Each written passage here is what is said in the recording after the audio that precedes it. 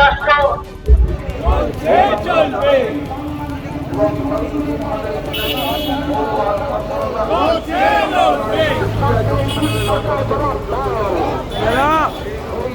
তুমি ধরে না এই জবাব দিতে এই মিছিল চলছে এই জবাব দিতে এই জবাব দাও এই জবাব দেবে না এই আমেরিকা দালাল বিরুদ্ধে এই সাম্প্রদায়িকতার বিরুদ্ধে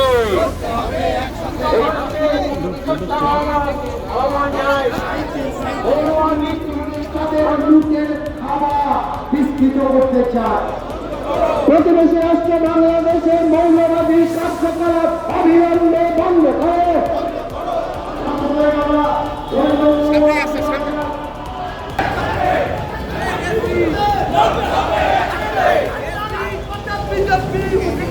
হুঁশিয়ার হুঁশিয়ার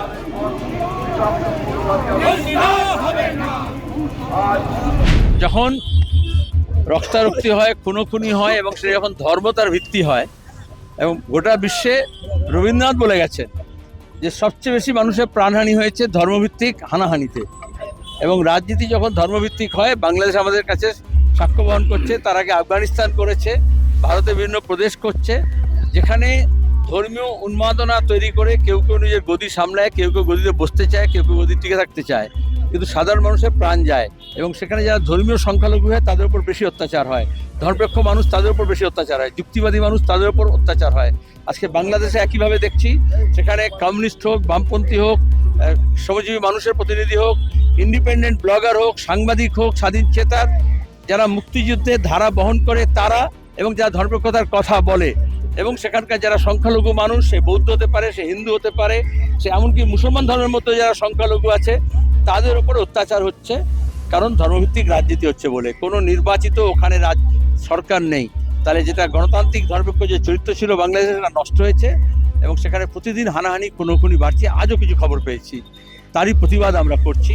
পৃথিবীর যে কোনো জায়গায় আমরা দেখি ধর্মভিত্তিক যখন শাসন তৈরি হয়, তার উন্মাদনা যা তৈরি হয়, সেখানে সাধারণ মানুষের উপর অত্যাচার কীভাবে নেমে আসে, যুক্তিবাদী মানুষের উপর নেমে আসে।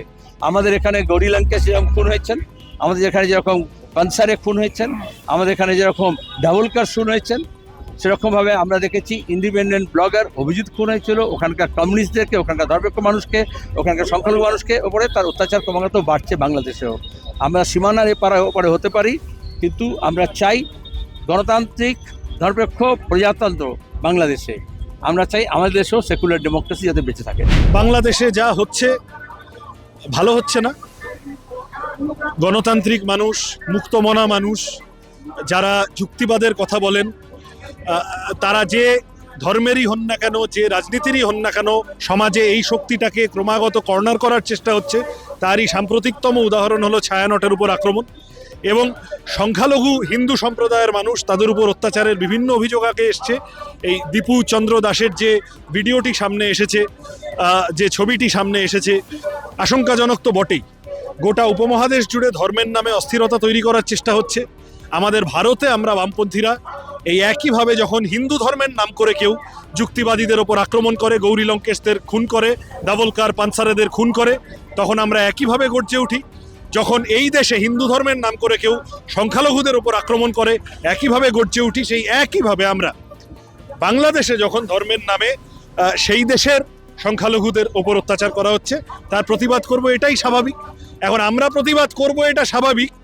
বিজেপির এখানকার নেতারা তারা লাফঝাপ করে নেমে পড়বেন যে এখানে ভোটে হিন্দু মুসলমান করতে হবে, ওই জন্য এখানে খুব চিৎকার করবেন। কিন্তু আসলে ভারত সরকার, নরেন্দ্র মোদী, যাদের কিছু করার ক্ষমতা আছে, বাংলাদেশের উপর চাপ তৈরি করার ক্ষমতা আছে যে তোমার দেশে এটা কি হচ্ছে, তারা এখনো পর্যন্ত স্পিকটি নট, একটা কথাও বলবেন। এই দ্বিচারিতা কেন বিজেপিকে জবাব দিতে হবে। ফলো করুন সংবাদ প্রতিদিন ডিজিটাল।